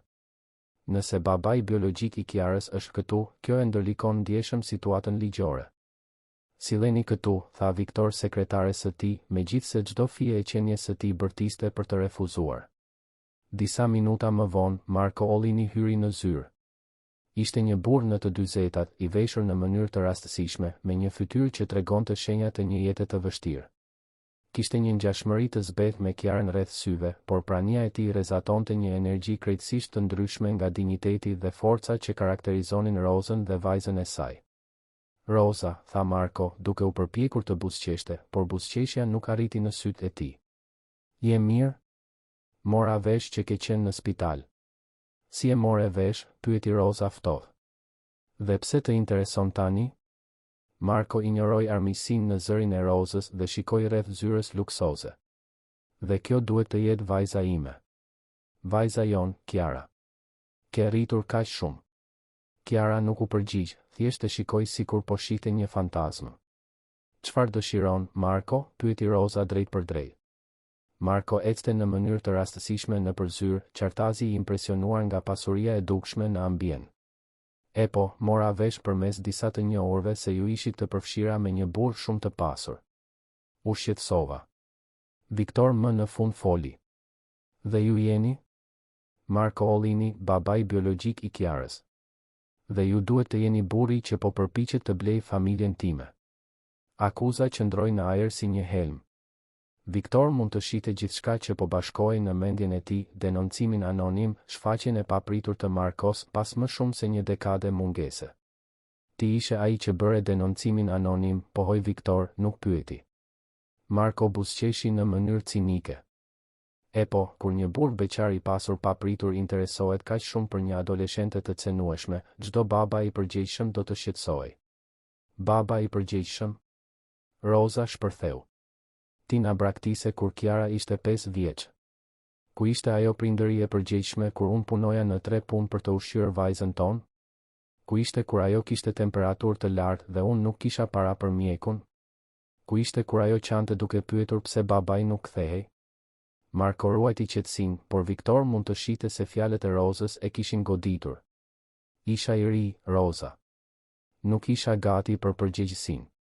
Por Tani je gati sepse zbulove se ka para në mes, foli Kiara për herë të parë, zëri I saj I ftohtë si akulli. Marko shikoi vajzën, duke u përpjekur të dukej I lënduar. Kiara, e dashur, unë gjithmonë kam menduar për ty, gjithmonë jam shqetësuar. Gënjeshtër, tha Kiara thjesht. Nëse do të shqetësoheshit, do të kishit dërguar të paktën një letër ditëlindjeje gjatë gjithë këtyre viteve. Nëse do të shqetësoheshit, do të ishit shfaqur kur nëna ishte e sëmur përpara se të dinit se dikush i pasur po na ndihmonte. Ana Sallani, e cila kishte vëzhguar të gjithë ndërveprimin, më në fund ndërhyri. Zotëri Ollini, edhe nëse jeni babai biologjik i Kiarës, braktisja e zgjatur ndikon ndjeshëm në të drejtat tuaja ligjore prindërore. Por nuk i eliminon plotësisht, u përgjigj Marko, duke zbuluar se kishte kërkuar situatën ligjore përpara se të shfaqej. Viktor ndjeu një zemërim të ftohtë që rritej brenda tij. Ky burr kishte braktisur Rozën dhe Kiarën kur ato kishin më shumë nevojë për të, dhe tani shfaqej si një shkab, i tërhequr nga aroma e parave. Çfarë dëshironi saktësisht? Pyeti Viktor drejt për drejt. Marko buzëqeshi, dhe Viktor mund të shihte lakmin në sytë e tij. E po, si baba i Kiarës, mendoj se duhet të kem një opinion për ofertat tuaja bujare. Ndoshta mund të diskutonim një mënyrë që unë të sigurohem se interesat e vajzës sime janë të mbrojtura. Ti do para, tha Roza, zëri i saj plot neveri. Dua atë që është më e mira për vajzën time, u përgjigj Marko, por falsiteti i tij ishte i dukshëm për të gjithë në dhomë. Kiara u ngrit, duart e saj dridheshin nga zemërimi. Jo. Unë nuk do ta lejoj këtë. Ajo u kthye nga Ana Sallani. A ka ndonjë mënyrë ligjore që unë të heq dorë nga çdo lidhje me këtë burr? Ai na braktisi, nuk pagoi kur pension ushqimor, nuk kontaktoi kur. Unë jam 17 vjeç, pothuajse e rritur. Duhet të ketë ndonjë mënyrë për të siguruar që ai të mos ketë pushtet mbi jetën time. Ana konsultoi dosjen e saj. Ekzistojnë mekanizma ligjor, por janë kompleks. Megjithatë, duke pasur parasysh historinë e braktisjes dhe faktin që jeni afër moshës madhore. Nuk do të arrijmë deri aty, ndërhyri Viktor, zëri i tij me një autoritet që i bëri të gjithë ta shikonin. Zotëri Ollini, do të jem shumë i qartë. Nuk do t'ju jap asnjë qindark. Nëse provoni të shkaktoni probleme për këtë familje, do të përdor të gjitha burimet ligjore të disponueshme për t'i mbrojtur ato. Dhe mund t'ju siguroj se kam burime të mjaftueshme për ta bërë jetën tuaj shumë të ndërlikuar nëse provoni të shantazhoni ose manipuloni ndonjë prej tyre. Marko u përpoq të ruante guximin e tij, por ishte qartazi i frikësuar nga intensiteti i Viktorit. Përveç kësaj, vazhdoi Viktor, Agnesa, do të doja që ju ta dokumentonit këtë bisedë. Besoj se tentativa për zhvatje është krim federal. Agnesa tundi kokën, duke bërë shënime të detajuara. Marko shikoi rreth dhomës, duke kuptuar se e kishte nënvlerësuar seriozisht situatën. Shikoni, ndoshta jam shprehur gabim. Jo, ndërhyri Roza. U shprehe saktësisht siç synoje. Ti erdhe këtu duke u përpjekur të përfitosh nga mirësia e dikujt ndaj vajzës tënde. Vajzës që ti braktise. Kiara ju afrua Markos, duke e parë drejt për drejt në sy. Doja që ti të dije se, pavarësisht gjithçkaje, unë jam rritur mirë. Nëna ime më mësoi të jem e fortë, të jem e ndershme, të punoj fort dhe të jem mirënjohëse për njerëzit e mirë që takojmë në rrugë. Gjithçka që jam, ja detyroj asaj. Ti nuk pate asnjë pjesë në personin që u bëra. Marko u përpoq të përgjigjej, por Kiara vazhdoi. Dhe nëse vërtet do të shqetësoheshit për mua, do të ishit i lumtur të dinit se dikush po ofron mundësi që ti kur nuk arrite ose nuk u shqetësove ti jepje. Ti nuk do të përpiqeshe ta shkatërroje këtë për përfitimin tënd. E vërteta në fjalët e Kiarës ishte e pamohueshme. Marko shikoi Rozën, Viktorin, punonjëset sociale dhe më në fund kuptoi se kishte humbur çdo shans për të manipuluar situatën. Ndoshta kam bërë një gabim duke ardhur këtu, murmuriti Marko, duke u drejtuar drejt derës. Po, tha Roza thjesht. Ke bërë. Pasi Marko u largua, zyra heshti për disa minuta. Ana Sallani më në fund foli. E po, kjo sqaron origjinën e denoncimit anonim. Dhe sinqerisht, duke dëshmuar këtë ndërveprim, jam e bindur se interesat e Kiarës janë më mirë të mbrojtura larg ndikimit të zotëri Ollinit. Agnesa tundi kokën në pajtim. Bazuar në gjithçka që kam vëzhguar, besoj se ofertat e zotëri Viktorit janë vërtet altruiste, dhe se Kiara është në një ambient të sigurt dhe ushqyes. Ana mbylli dosjen e saj. Shumë mirë. Nuk shoh nevojë për hetim shtesë. Megjithatë, do të mbajmë kontakt të rregullt derisa Kiara të mbush 18 vjeç. Pasi punonjësit sociale u larguan, Viktor, Roza dhe Kiara mbetën vetëm në zyrë. Konfrontimi me Markon kishte qenë emocionalisht raskapitës, por gjithashtu kishte sqaruar shumë gjëra. Më vjen keq që ju duhet të kaloni nëpër këtë, tha Viktor. Roza tundi kokën. Në fakt, jam mirënjohëse. Tani e dim se qëllimet tuaja janë të sinqerta, sepse nëse do të kishte diçka të dyshimt, ju do të ishit përpjekur të na hiqnit qafe kur Marko u shfaq duke kërcënuar se do t'i ndërlikonte gjërat. Kiara tundi kokën. Dhe unë mësova se ndonjëherë përballemi me frikërat tona për të mbrojtur njerëzit që duam. Viktor e shikoi me kuriozitet. Si ashtu? Gjithmonë kam pasur frikë të takoj baban tim, frikë se ai do të përpiqej të kthehej në jetën tonë dhe të shkatëronte paqen që nëna ime dhe unë kishim ndërtuar së bashku. Por sot e përballova dhe kuptova se ai nuk ka pushtet mbi mua nëse unë nuk e lejoj. Roza mbajti dorën e vajzës së saj. Jam shumë krenare për ty, Kiara. Dhe unë, shtoi Viktor, jam i nderuar të jem pjesë e jetës suaj të dyjave. 6 muaj më vonë, jeta ishte stabilizuar në një mënyrë që asnjëri prej të treve nuk e kishte imagjinuar të mundshme. Roza ishte përshtatur në mënyrë të përsosur me punën e saj si administratore e ndërtesës, duke zbuluar një aftësi natyrale për të zgjidhur probleme dhe për të ndërmjetësuar konflikte midis banorëve. Diabeti i saj ishte nën kontroll me medikamentet e duhura dhe monitorim të rregullt mjekësor, dhe për herë të parë pas vitesh, ajo nuk ndihej vazhdimisht e raskapitur. Kiara kishte lulëzuar në shkollën private, ku talentet e saj akademike më në fund mund të zhvilloheshin plotësisht.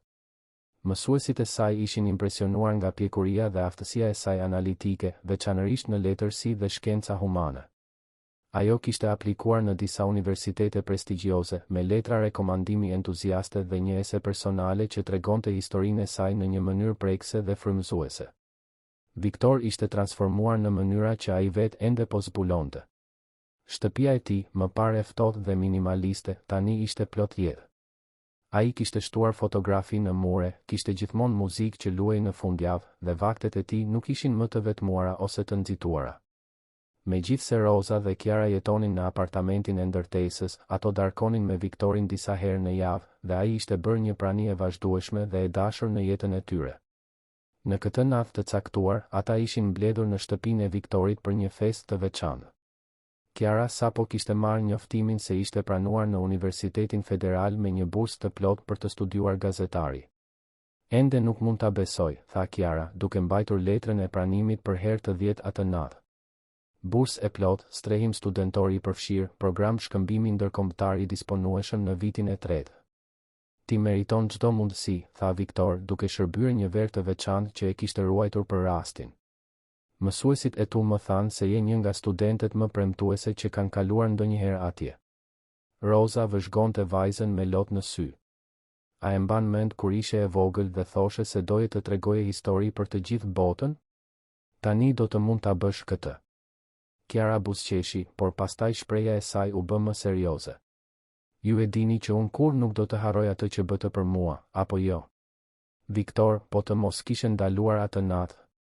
Kiara, Viktor e ndërpreu butësisht, ti do të kishe gjetur një mënyrë. Njerëzit si ti gjithmonë gjejnë. Unë thjesht pata fatin të isha në vendin e duhur në kohën e duhur. Jo, ndërhyri Roza. Ishte më shumë se fat. Ishte zgjedhje. Ti zgjodhe të ndalosh, zgjodhe të dëgjoje, zgjodhe të kujdeseshe. Dhe pastaj zgjodhe të vazhdoje të kujdeseshe ditë pas dite. Viktor heshti për një moment duke përpunuar fjalët e Rozës. Ju e dini që ju më shpëtuat jetën po aq sa unë shpëtova tuajën, apo jo? Si ashtu, pyeti Kiara. Unë e kisha bindur veten se suksesi financiar ishte i mjaftueshëm, se nuk kisha nevojë për lidhje të thella njerëzore. Isha aq i fokusuar në ndërtimin e një perandorie sa që harrova të ndërtoja një jetë. Ju më kujtuat se çfarë ka vërtet rëndësi. Në atë moment, Viktor u ngrit dhe shkoi te një dollap, nga ku nxori një kuti të vogël dhe elegante. Në fakt, ka diçka që doja t'ju jepja të dyjave sot. Viktor hapi kutin, duke zbuluar 2 çelësa të artë në zinxhir delikate. Janë çelësat e shtëpisë sime, shpjegoi Viktor, duke parë konfuzionin në fytyrat e Rozës dhe Kiarës. Unë e di që ju keni shtëpinë tuaj tani, dhe e respektoj plotësisht këtë. Por dua që ju të dini se gjithmonë do të keni një vend këtu, gjithmonë do të jeni të mirë se ardhura, dhe gjithmonë do të jeni familje. Rosa mbuloi gojen me duar, qartazi e emocionuar. Viktor. Më lër të mbaroj, tha Viktor butësisht. Rosa, ti më mësove vlerën e dinjitetit në punë dhe të këmbënguljes përballë vështirësive. Kiara, ti më mësove se guximi nuk është mungesa e frikës, por veprimi pavarësisht frikës. Ju më dhatë diçka që nuk e dija se po e humbisja, një qëllim që shkon përtej fitimin. Kiara u ngrit dhe përqafoi Viktorin. Ti na dhe një familje më të madhe. Jo vetëm sigurinë financiare, por ndjenjen e përkatësisë. Dhe ti më dhe mundësinë të jem krenare për punën që bëj, shtoi Rosa, duke u ngritur gjithashtu për t'u bashkuar me përqafimin. Për herë të parë në jetën time, ndihem se po ndërtoj diçka, jo thjesht po mbijetoj. Ndërsa të tre përqafonin njëri tjetrin, Viktor kuptoi se kishte gjetur diçka pafundësisht më të vlefshme se çdo blerje korporative, ai kishte gjetur një familje. Jo një familje tradicionale të formuar nga gjaku, por një familje e krijuar nga zgjedhja, dashuria dhe angazhimi i ndërsjellë. E di, tha Viktor, duke u larguar pak për të parë Rozën dhe Kiarën, kam një rrëfim për të bërë. Cili, pyeti Rosa. Kur isha fëmijë, pasi babai na la, unë ëndërroja për ditën kur do të isha aq i pasur saqë të mos varesha më kurrë nga askush. Ndërtova gjithë jetën time rreth idesë së vetë mjaftueshmërisë totale. Viktor ndaloi duke buzëqeshur. Por ju më mësuat se pasuria e vërtet nuk është të mos kesh kurrë nevojë për askën. Është të kesh njerëz që duan të jenë pranë teje jo sepse kanë nevojë, por sepse zgjedhin. Kiara fshiu një lot nga sy. Dhe ti na mësove se ende ekzistojnë njerëz vërtet të mirë në botë, njerëz që ndihmojnë pa pritur asgjë në këmbim. E po, tha Rosa me një buzëqeshje djallëzore, teknikisht ai mori diçka në këmbim. Çfarë? Pyetën Viktor dhe Kiara në unison. Një vajzë që e do dhe një e po, një shoqe shumë mirënjohëse që kujdeset shumë për ty. Viktor ndjeu zemrën t'i ngrohej. Për muaj të tërë, ai kishte pyetur veten si ta përkufizonte marrëdhënien e tij me Rozën. Ata kishin zhvilluar një miqësi të thellë bazuar në respektin e ndërsjellë, por kishte diçka më shumë, diçka që asnjëri prej tyre nuk kishte pasur guximin ta eksploronte plotësisht. Rosa, tha Viktor me hezitim, mund të jemi sinqert për diçka? Gjithmonë. Këto muaj të fundit kanë qenë më të lumturit në jetën time të rritur. Dhe nuk është vetëm për shkak të ndryshimit të pasurit njerëz rreth. Është për shkak të njerëzve specifik që jeni ju. Kiara, ti më kujton çdo ditë sa e rëndësishme është të ruash kuriozitetin dhe idealizmin. Dhe Rosa. Viktor hezitoi duke zgjedhur fjalët me kujdes. Ti më tregon çdo ditë se çfarë do të thotë të jesh vërtet e fortë. Rosa shikoi Viktorin me një shprehje që ai nuk mund ta deshifronte plotësisht. Viktor. Më lër të mbaroj. E di që situata jon është e ndërlikuar. E di që ju mund të ndiheni se keni borxh mirënjohjeje dhe unë kurrë nuk dua që kjo të ndërhyjë në ndjenjat e sinqerta. Por duhet të dini se ndjenjat e mia për ju shkojnë përtej miqësisë. Heshtja që pasoi ishte e tensionuar, por jo e parehatshme. Kiara shikonte nga nëna e saj te Viktor me pritshmëri të qartë. Ju e dini që unë jam e tmerrshme me marrëdhëniet, tha Rosa më në fund. Përvoja ime e vetme serioze përfundoi në braktisje. Unë u mbylla ndaj mundësisë së dashurisë romantike sepse kisha frikë të isha e cenueshme përsëri. Kuptoj plotësisht, tha Viktor. Nuk ka presion, nuk ka pritshmëri. Por, Rosa e ndërpreu, këto muaj të fundit më treguan se ndoshta është koha të jem guximtare në një mënyrë tjetër. Ti më bën të ndihem e sigurt, Viktor. Jo vetëm financiarisht, por emocionalisht.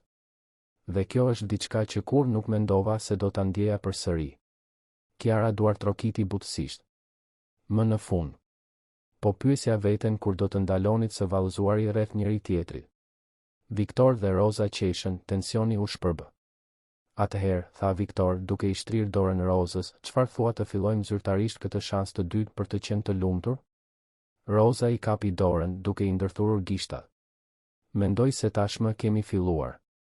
Thjesht nuk e kishim kuptuar ende.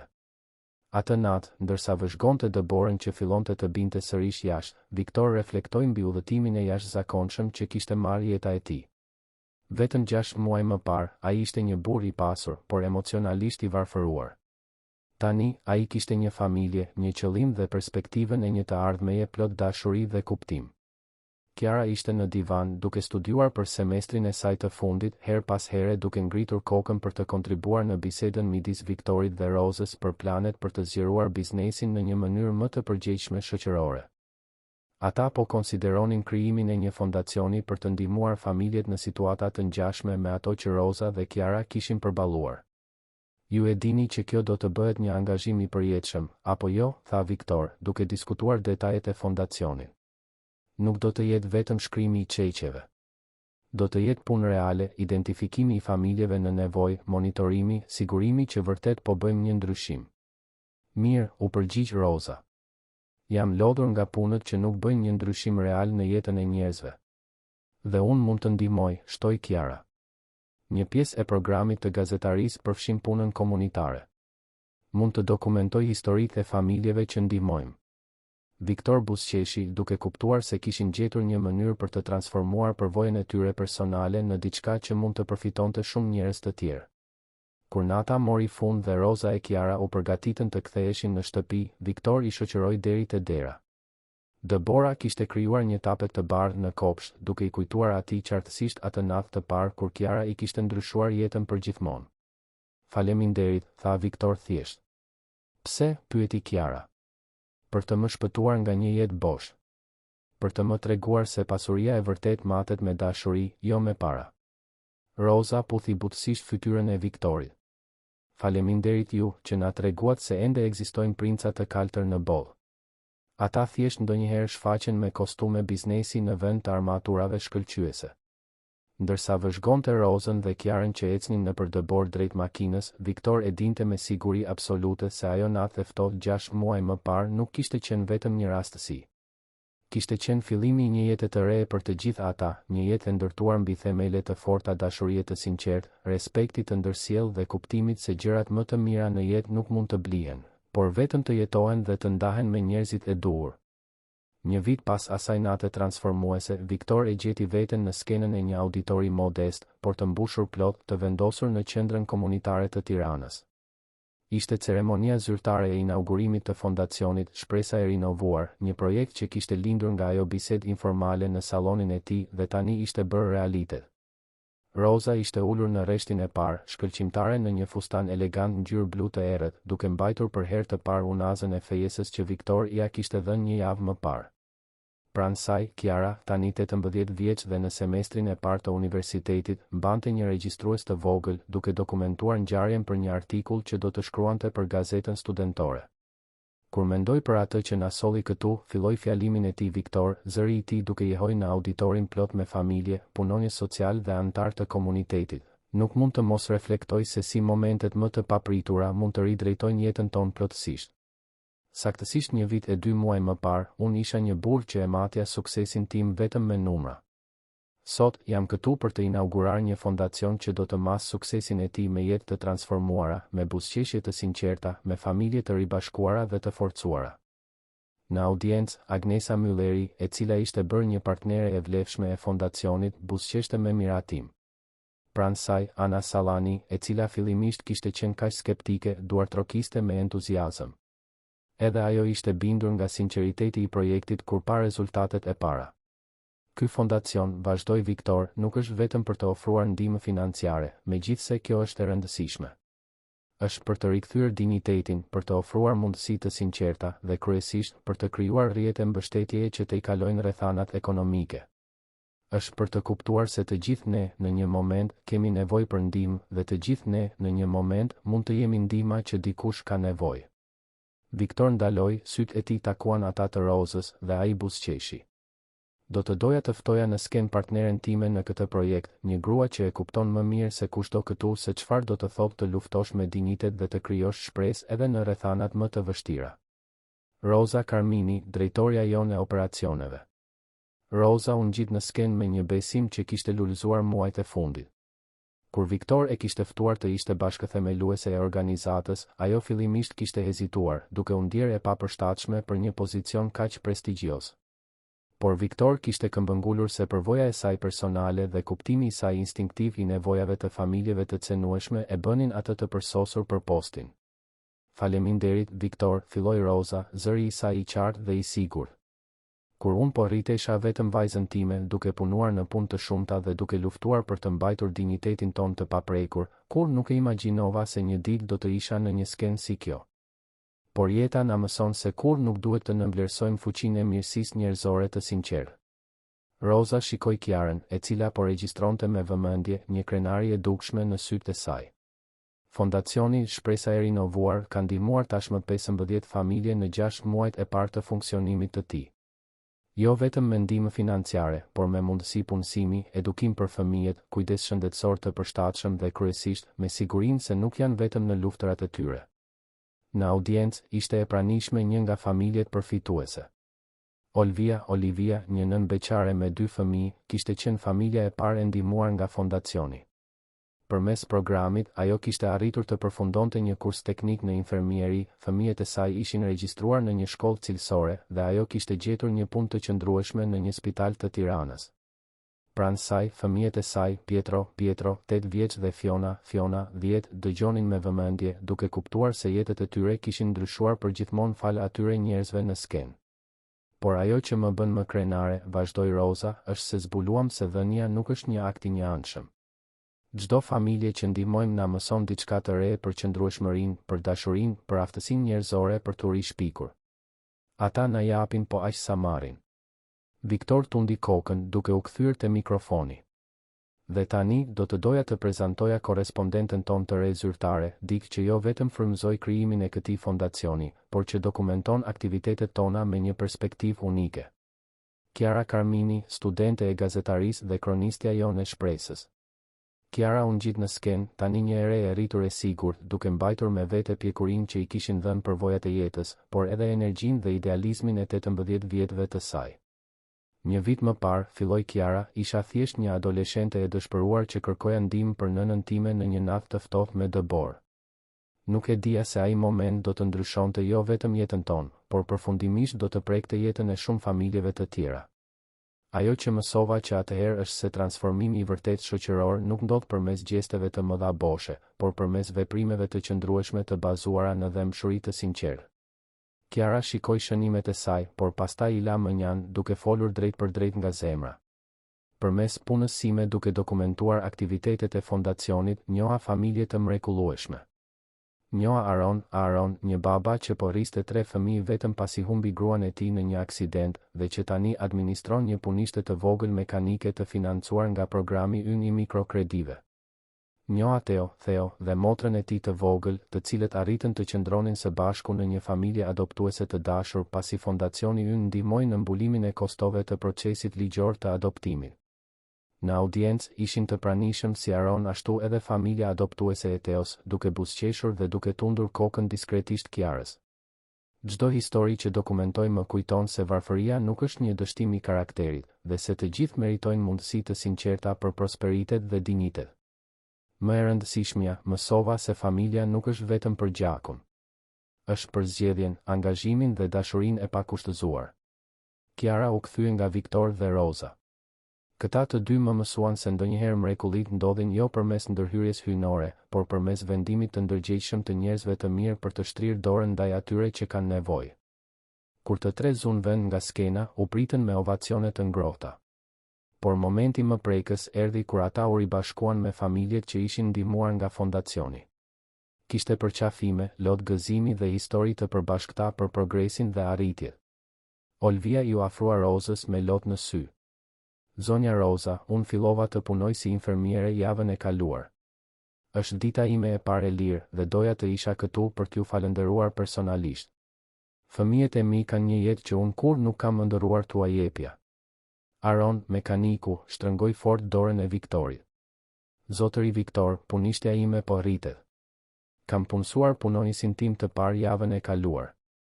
Një i ri që ishte në një situatë të ngjashme me timen një vit më parë. Është sikur mirësia të jetë ngjitse. Ndërsa nata vazhdonte, Viktor, Roza dhe Kiara qarkulluan midis të ftuarve, duke biseduar me çdo familje, duke dëgjuar historitë e tyre dhe duke festuar progresin e tyre. Ishte pikërisht lloji i punës që i jepte kuptim të vërtet jetës së tyre. Kur ngjarja më në fund mori fund dhe ata ishin vetëm në auditorin bosh, të tre u ulën në rreshtat e parë, të raskapitur por thellësisht të kënaqur. Ja dolëm vërtet, tha Rosa, ende paksa e pabesueshme. Ne e transformuam përvojën tonë personale në diçka që po ndryshon jetë. Dhe është vetëm fillimi, shtoi Viktor. Kemi fonde të mjaftueshme për të zgjeruar programin dhe tashmë kemi marrë propozime nga qytete të tjera të interesuara për të replikuar modelin ton. Kiara po shtypte në laptopin e saj duke përgatitur artikullin për ngjarjen. Ju e dini që do të duhet t'ju intervistoj të dyve për artikullin, apo jo? Dhe këtë herë dua historinë e plot që nga fillimi. Viktor qeshi. Mendoj se ti tashmë e di historinë më mirë se kushto.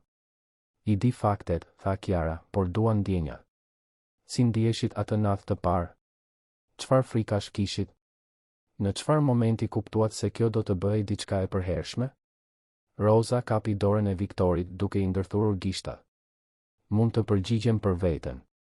Ndihesha e tmerruar që po kërkoja ndihmë nga një i huaj, por gjithashtu e dëshpëruar. Frika ime më e madhe ishte se ti do të largoheshe dhe unë do të mbetesha vetëm me një vajzë minorene dhe një nën të shtruar në spital. Dhe kur e kuptove se do të ishte e përhershme, këmbënguli Kiara. Rosa buzëqeshi duke shikuar Viktorin. Kur kuptova se ai kujdesej vërtet për ne, jo vetëm si një projekt bamirësie, por si njerëz. Kur ai mbajti mend se unë pëlqeja kafen pa sheqer, kur pyeti për ëndrat e tua akademike, kur u shqetësua vërtet kur ti pate atë gripin e vogël. Viktor tundi kokën. Për mua, ishte kur kuptova se ju të dyja ishit gjëja e parë që mendoja në mëngjes dhe e fundit në mbrëmje. Kur fillova të bëja plane që automatikisht ju përfshinin të dyjave. Kur ideja e kthimit në një jetë pa ju u bë e paimagjinueshme. Dhe tani, pyeti Kiara. Si e përshkruani atë që kemi? Viktor dhe Rosa shkëmbyen vështrime duke buzëqeshur. Familje, u përgjigjen ata në unison. Por jo vetëm familje, shtoi Viktor. Qëllim. Një arsye për të zgjuar çdo ditë duke ditur se mund të bëjmë një ndryshim në botë. Dhe një trashëgimi, përfundoi Rosa. Kur shikoj të gjitha këto familje që ndihmuam, shoh se historia jon do të vazhdojë përmes tyre. Ata do të ndihmojnë njerëz të tjerë, të cilët do të ndihmojnë njerëz të tjerë. Kiara mbylli laptopin dhe u bashkua me përqafimin e Viktorit dhe Rosës. Ju e dini që ju dua të dyve, apo jo? Dhe ne të duam ty, u përgjigj Viktor. Më shumë se sa mund të shprehim. Në atë moment, Debora filloi të binte sërish jashtë dritareve të auditorit dhe të tre vëzhguan në qetësi të rehatshme, secili duke reflektuar mbi udhëtimin e jashtëzakonshëm që i kishte sjellë aty.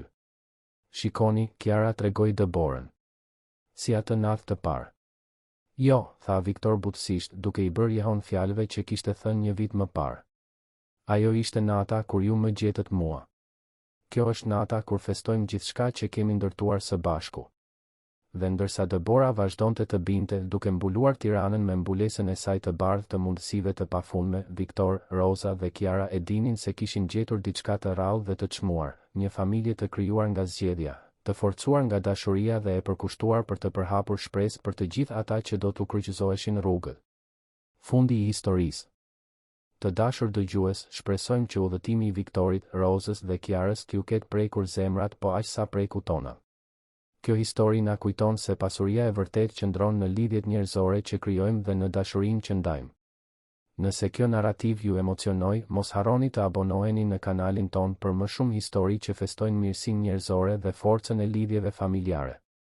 Lëshoni një pëlqim nëse besoni se ende ekzistojnë njerëz vërtet altruist në botë dhe na tregoni në komente për momente në jetën tuaj kur mirësia e një të panjohuri bëri gjithë ndryshimin.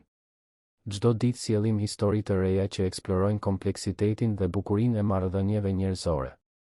Mos humbisni përmbajtjet tona të ardhshme, pasi çdo histori është një dritare për shpirtin njerëzor.